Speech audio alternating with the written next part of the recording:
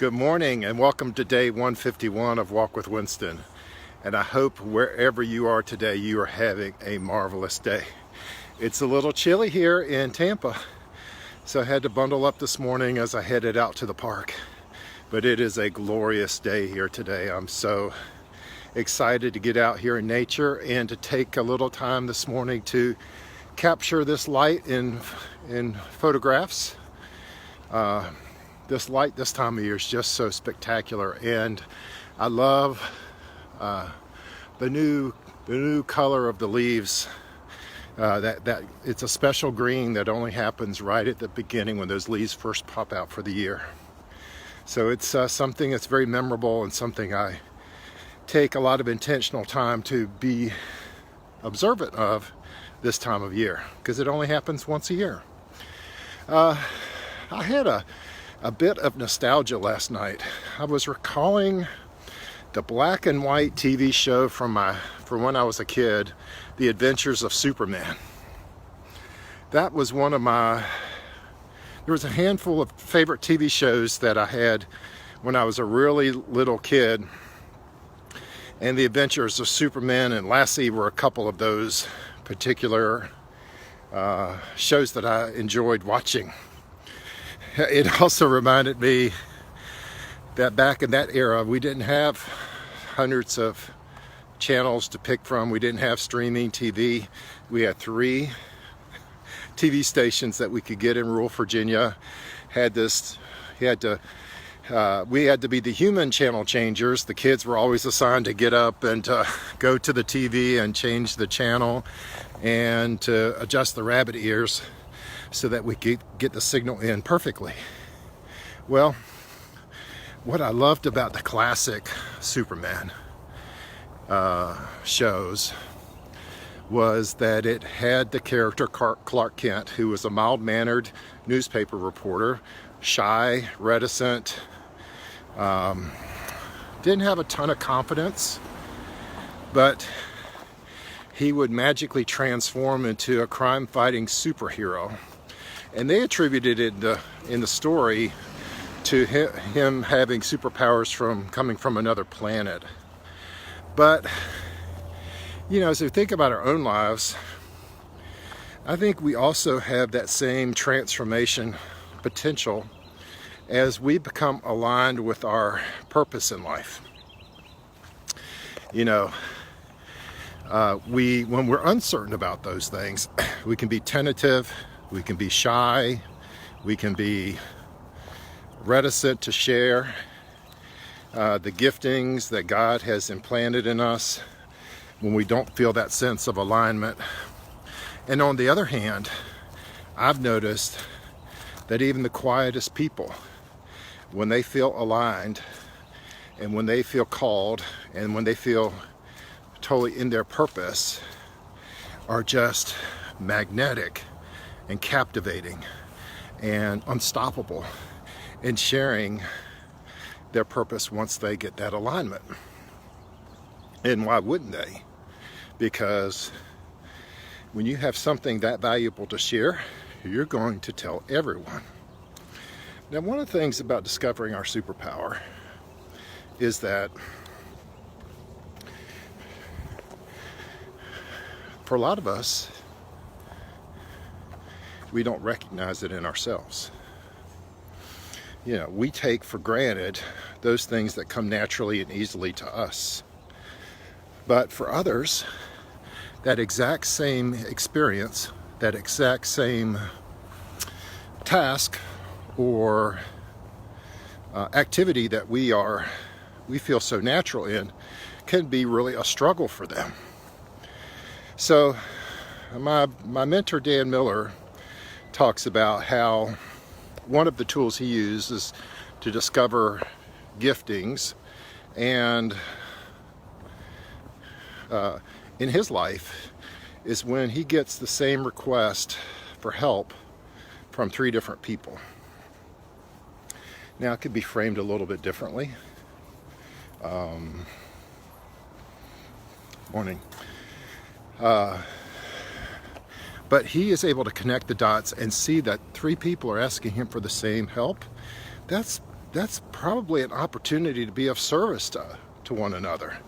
And what is business ultimately? It's an exchange of value for services rendered. And so a lot of times our gifting and our purpose, as I said, is not obvious to us, but when people ask us multiple times, we need to step into that and provide that service to other people. So I'll give you an example from my own life here recently. This is day 151 of Walk with Winston. And for this period of time, we've been talking a lot about personal transformation.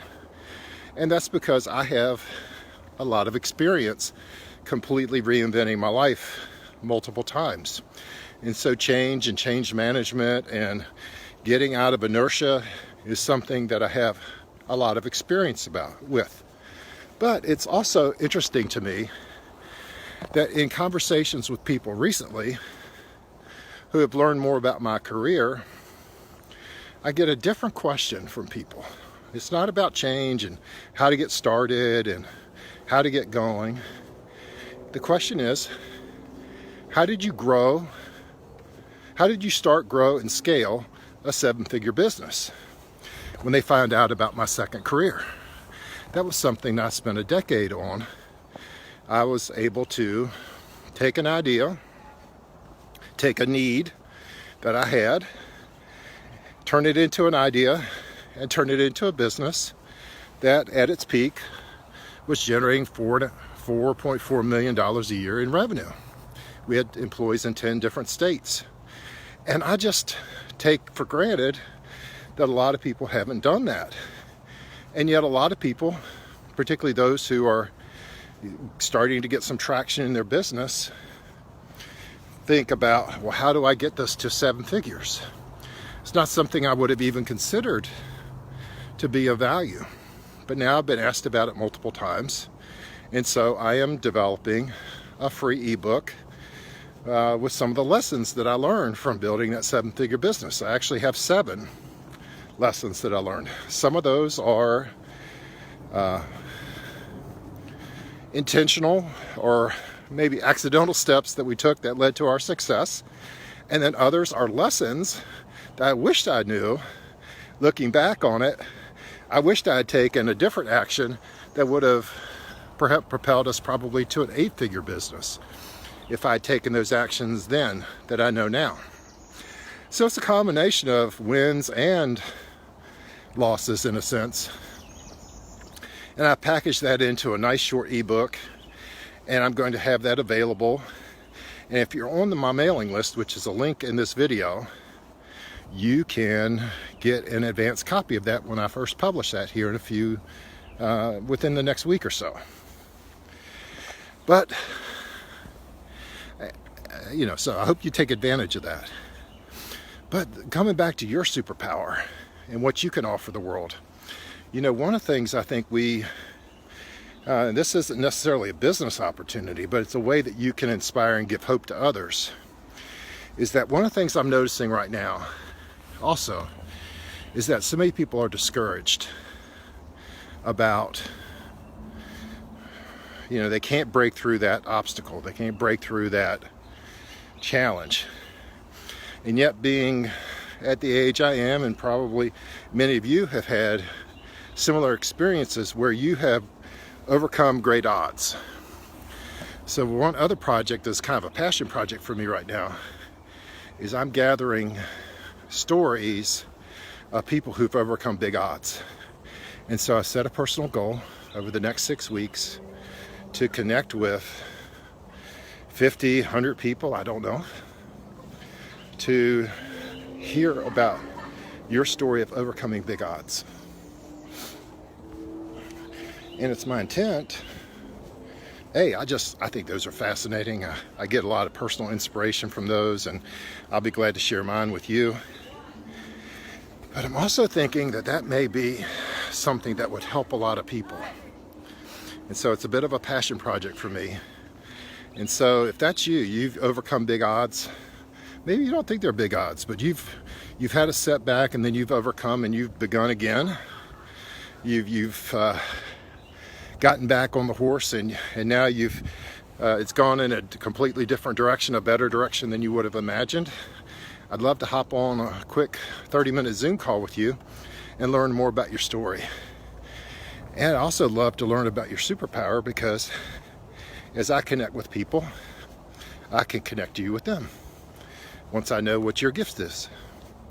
So that's also a link in today's video. So you don't have to change into tights and wear a cape to have superpowers. Your superpowers are probably right underfoot if you start paying attention to what people are asking your help for.